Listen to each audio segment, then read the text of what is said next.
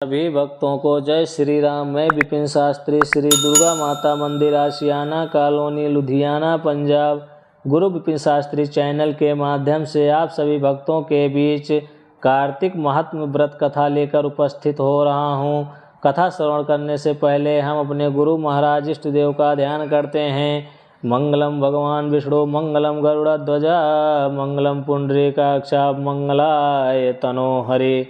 अध्याय 2। श्री कृष्ण भगवान बोले, जब गुणवती अपने पिता और पति का वध दैत्य द्वारा सुनकर रोने लगी, हे पिता, हे नाथ, आप मुझे छोड़कर कहाँ चले गए? हे स्वामी, आपके बिना मैं क्या करूं?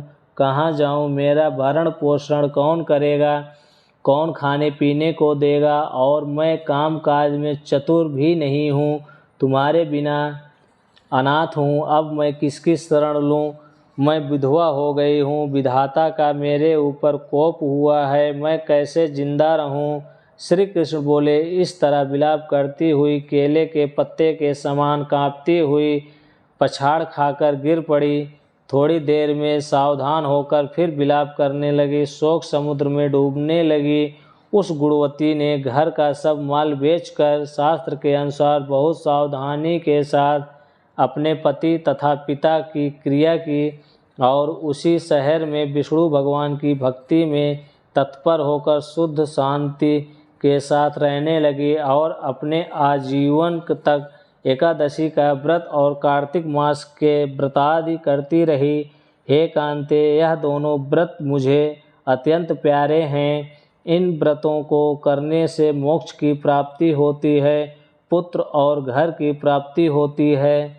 कार्तिक मास की तुला राशि पर सूर्य के आगमन के समय जो प्रातः काल स्नान करे, वह महापापी भी भक्ति को प्राप्त होता है। जो मनुष्य स्नान, जागरण, दीपदान और तुलसी के वन का पालन करते हैं, वह विष्णु के रूप में हैं। विष्णु भगवान के मंदिर में झाड़ना, सतिया काढ़ना तथा विष्णु की पूजा करते हैं, वह मनुष्य जीवन से मुक्त होते हैं। इस प्रकार कार्तिक में जो मनुष्य 3 दिन भी इन नियमों का पालन करते हैं, वे देवताओं के समान पूज्य होते हैं। फिर जो जीवन भर इनका पालन करते हैं, उनकी समानता कहाँ हो सकती है? सो वह गुणवती हर वर्ष कार्तिक के व्रत व भक्तिपूर्वक विष्णु भगवान का नित्य प्रति पूजन करने लगी। वह वृद्धावस्था में ज्वर से पीड़ित होने पर भी गंगा स्नान करने गई। जैसे ही गुणवती जल में घुसी, जाड़े से थरथर कांपने लगी। तैसे ही उसने आकाश से आता हुआ एक विमान देखा।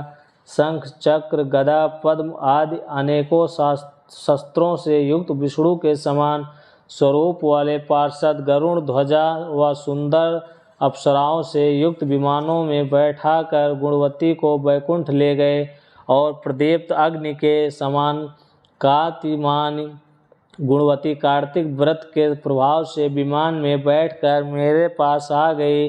जब ब्रह्मादि देवताओं की प्रार्थना से मैं पृथ्वी पर अवतरित हुआ, तब वे गण भी मेरे साथ आए।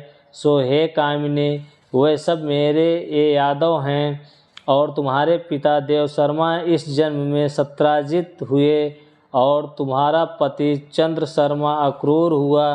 हे कांते, तुम वह गुणवती हो और कार्तिक स्नान के प्रभाव से ही तुम मुझे अति प्रिय हो। तुमने मेरे मंदिर के सामने तुलसी का बगीचा लगाया, जो यह कल्प वृक्ष तुम्हारे आंगन में है।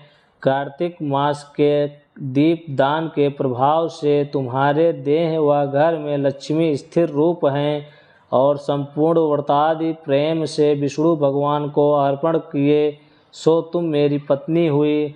तुमने मृत्यु पर्यंत कार्तिक व्रत किए, इसलिए मुझसे तुम्हारा वियोग नहीं होता। इसी प्रकार कार्तिक व्रत करने वाले तुम्हारी भांति प्रिय होंगे। यज्ञ, दान, व्रत और तप से कार्तिक व्रतों का 16वां अंश फल भी नहीं मिलता। सूत जी बोले, सत्यभामा जी पूर्व जन्म के वृत्तांत सुनकर अति प्रसन्न हुई और भगवान श्री कृष्ण को नमस्कार किया। कृष्ण भगवान की जय।